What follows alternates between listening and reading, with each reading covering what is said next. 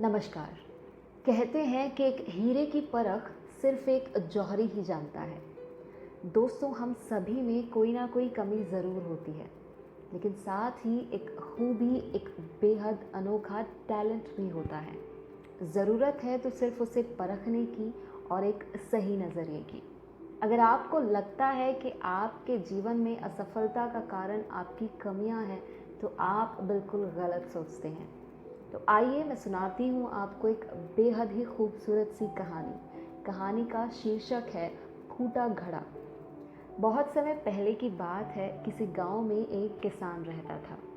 वह रोज सुबह उठकर दूर झरनों में स्वच्छ पानी लेने जाया करता था। इस काम के लिए वह अपने साथ दो बड़े घड़े ले जाता था, जिन्हें वो डंडों में बांधकर अपने कंधे पर लटका लेता था। उनमें से एक घड़ा कहीं से फूटा हुआ था और दूसरा एकदम सही था। इस वजह से रोज घर पहुंचते पहुंचते किसान के पास 1.5 घड़ा पानी ही बच पाता था। ऐसा 2 सालों से चल रहा था। सही घड़े को इस बात का घमंड था कि वो पूरा का पूरा पानी घर पहुंचाता है और उसके अंदर कोई कमी नहीं है। वहीं दूसरी तरफ फूटा घड़ा इस बात से शर्मिंदा रहता था कि वो आधा पानी ही घर तक पहुंचा पाता है और किसान की मेहनत बेकार चली जाती है। फूटा घड़ा ये सब सोचकर बहुत परेशान रहने लगा और एक दिन उससे रहा नहीं गया। उसने किसान से कहा, मैं शर्मिंदा हूँ, मैं आपसे माफ़ी मांगना चाहता हूँ। किसान ने पूछा, ऐसा क्यों? तुम किस बात से शर्मिंदा हो?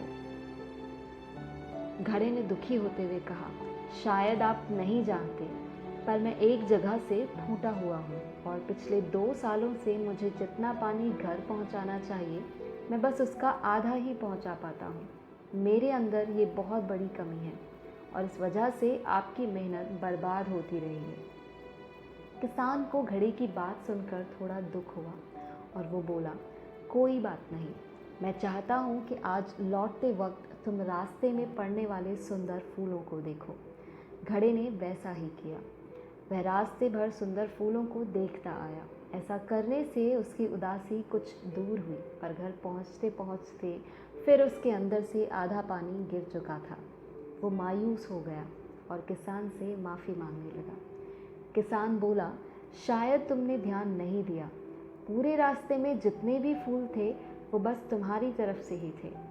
सही घड़े की तरफ एक भी फूल नहीं था। ऐसा इसलिए क्योंकि मैं हमेशा से तुम्हारे अंदर की कमी को जानता था और मैंने उसका लाभ उठाया। मैंने तुम्हारे तरफ वाले रास्ते पर रंग बिरंगे फूलों के बीज बो दिए थे। तुम रोज़ थोड़ा थोड़ा करके उन्हें सींचते रहे और पूरे रास्ते को इतना खूबसूरत बना दिया। आज तुम्हारी वजह से ही मैं इन फूलों को भगवान को अर्पित कर पाता हूँ और अपना घर सुंदर बना पाता हूँ। तुम ही सोचो, अगर तुम जैसे हो वैसे नहीं होते तो भला मैं क्या ये सब कुछ कर पाता? दोस्तों, हम सभी के अंदर कोई ना कोई कमी होती है, पर यही कमियां हमें अनोखा बनाती हैं। उस किसान की तरह हमें भी हर किसी को वो जैसा है वैसे ही स्वीकारना चाहिए और उसकी अच्छाई की तरफ ध्यान देना चाहिए।